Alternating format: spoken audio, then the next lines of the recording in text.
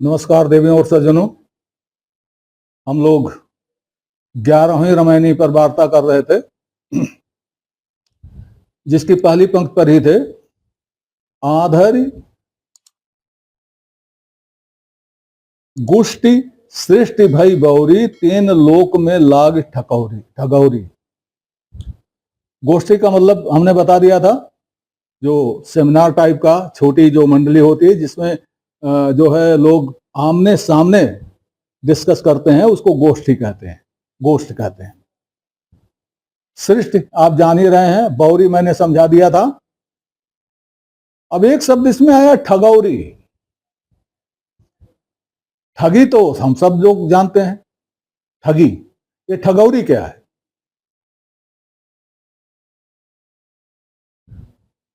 ठगी में एक ठग होता है जो किसी को ठगता है, और ठगौरी में क्या होता है? सब एक दूसरे को ठगते हैं। जैसे पूर्वा बयार चल रही है तो सबको पूर्वा बयार लग रही है। उसी तरह से ठगौरी उसको कहते हैं जहां हर कोई ठग रहा है और हर कोई ठगा जा रहा है, वो ठगौरी हुई। तो यहां पर क्या है, उस ठगौरी की बात हो रही है जो सब लोग ठग रहे हैं और सब ठगे भी जा रहे हैं, लेकिन लोग ये समझ ही नहीं पा रहे हैं कि हम ठगे जा रहे हैं, और कोई यह मानने के लिए तैयार नहीं है कि वो ठग रहा है। अगर ये हम जान जाएं कि हम ठगे जा रहे हैं, तो वहां ठगौरी समाप्त हो गई। हम ये जान लें कि हम ठग रहे हैं, तो वहां भी ठगौरी समाप्त हो गई। लेकिन हम जान ही नहीं पा रहे हैं और ठगे जा रहे हैं और ठगाए जा रहे हैं, इसको ठगौरी कहते हैं। तो तीन लोक में लाग ठगौरी, इसके दो अर्थ हुए।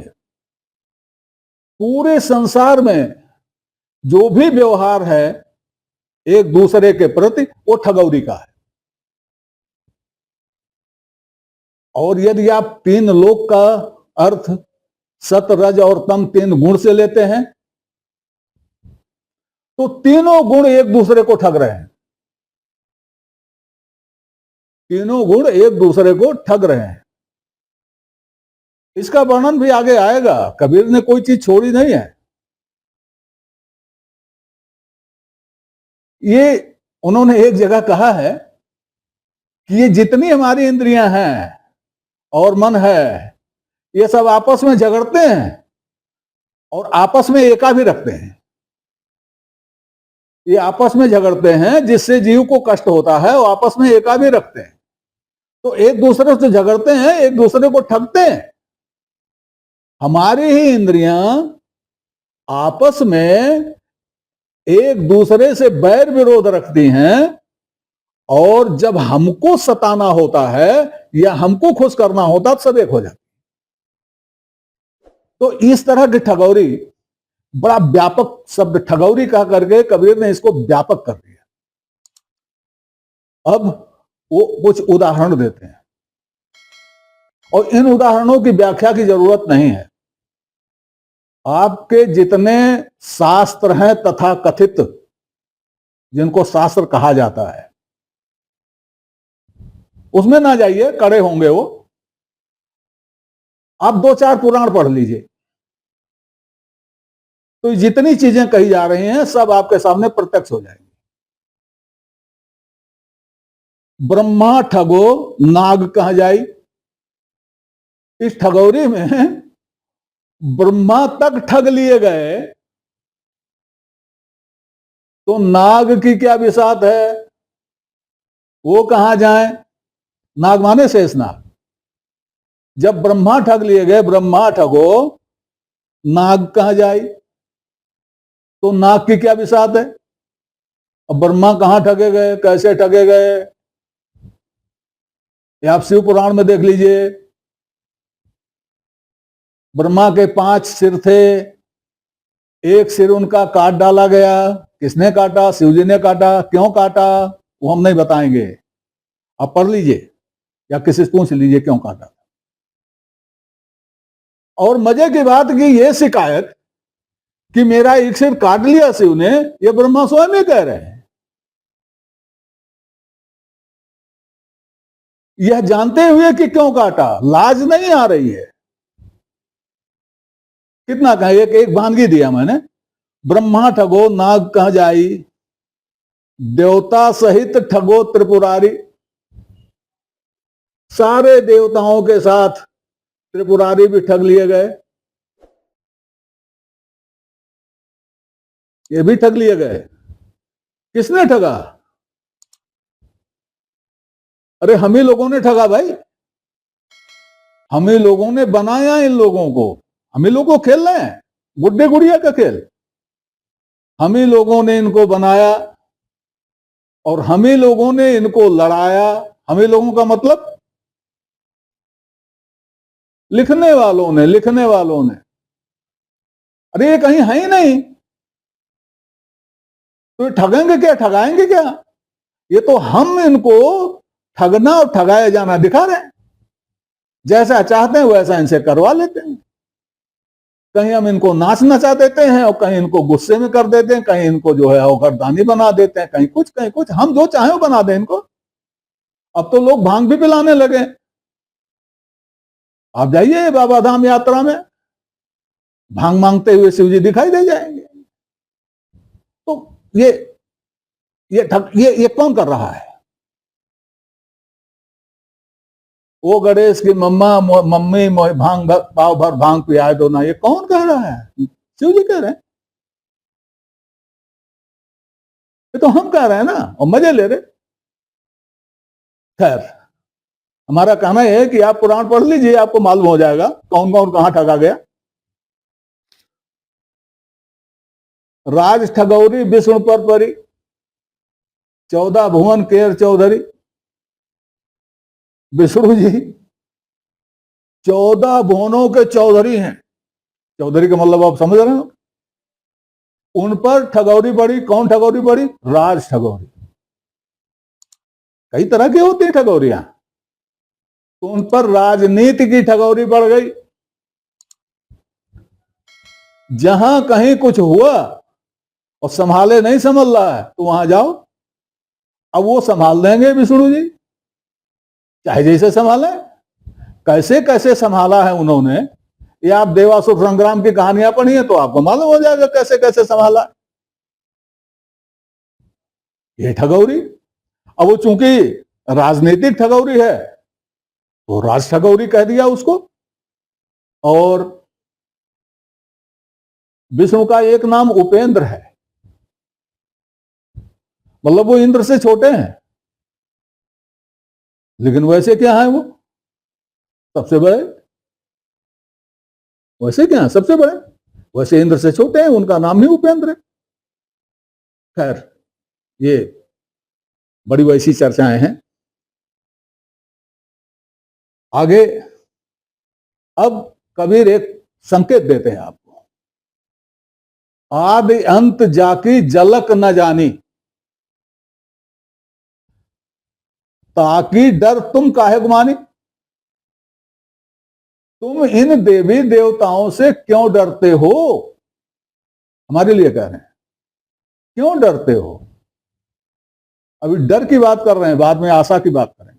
पहले आशा की बात कर रहे हैं, बंद मनावे सो फल पावे, बंद दिया सो होए। जो इनके पास है वही देंगे, इनके पास बंधन है बंधन ही देंगे। है तो तीन के ही है ना, तामस के, तो बंधन मुक्त कहां हुए? जो खुद बंधन मुक्त नहीं है वो हमको बंधन मुक्त कैसे कर सकता है? गीता में इसीलिए भगवान कृष्ण ने कहा कि वेद त्रिगुणात्मक है, इसलिए तू वेदों से परे हो जा। तो देवता लोग खुद ही त्रिगुणात्मक हैं, तो उनसे उनसे परे होने में ही भलाई है।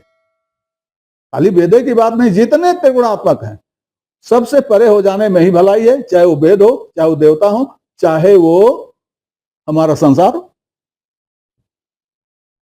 खैर, अब इसमें आदि अंत जाकी झलक न जानी, झलक को आप जनक समझिए, ऐसे ना समझिए। कि वो लिखने में अंतर हो गया। नहीं, लिखने में नहीं अंतर हुआ, ना लिखने में अंतर हुआ, ना बोलने में अंतर हुआ, झलक ही बोला गया। और झलक माने जनक, और झलक माने जनक, जनक माने ब्रह्मा, झलक माने ब्रह्मा।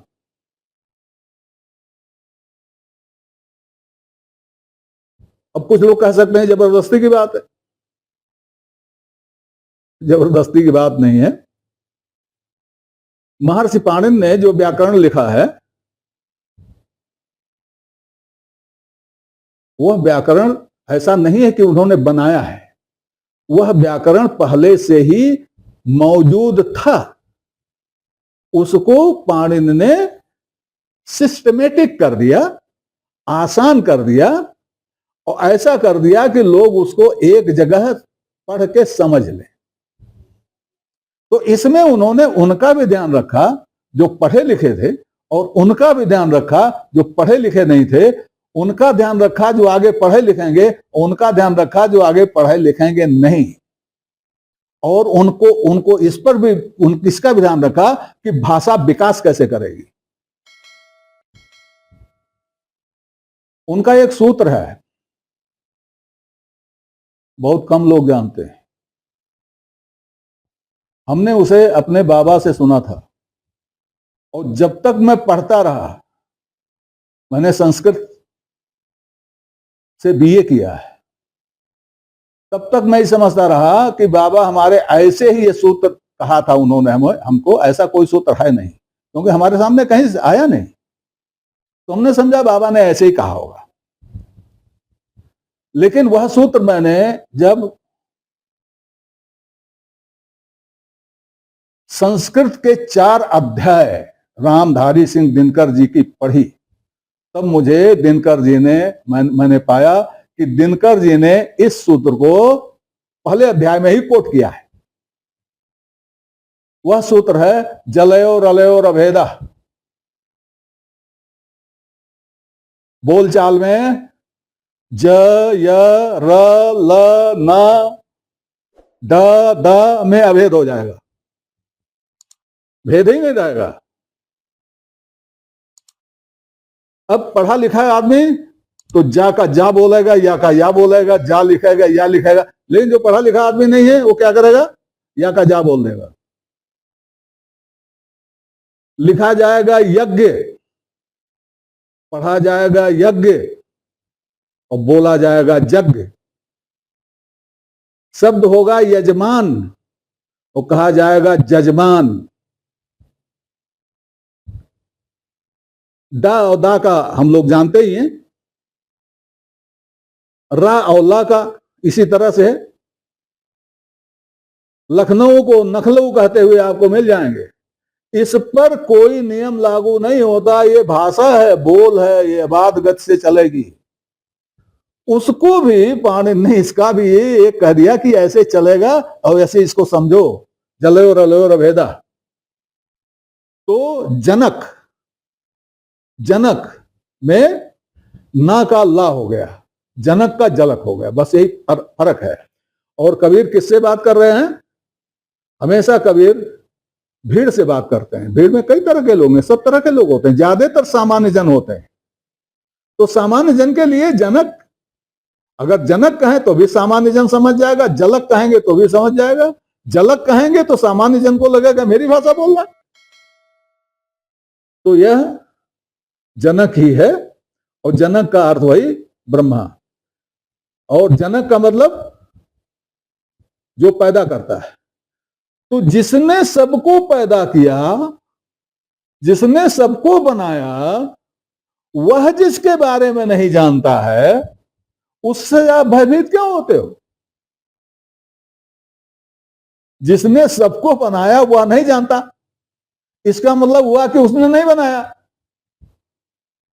और बनाना तो उसी ने शुरू किया। तो कहां से आ गए सब?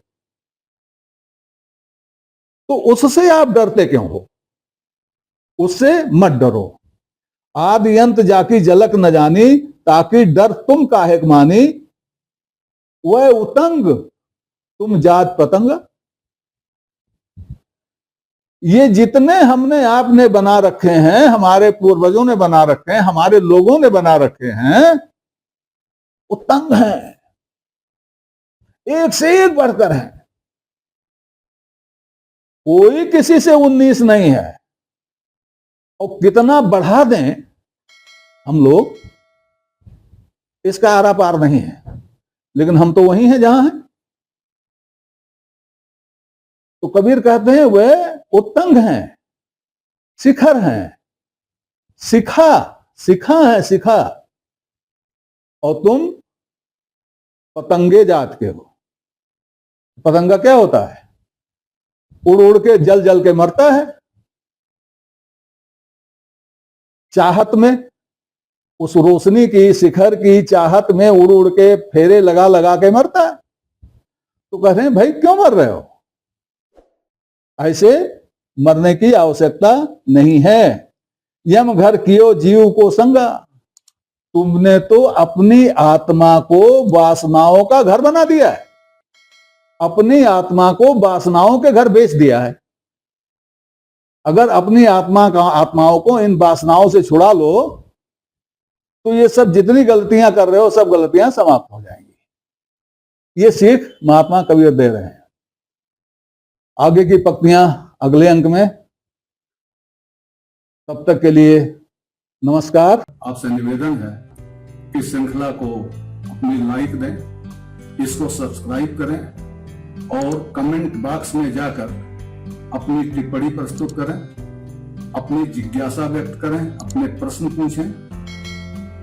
यथा समय आपकी जिज्ञासाओं और प्रश्नों का समाधान करने का प्रयास किया जाएगा।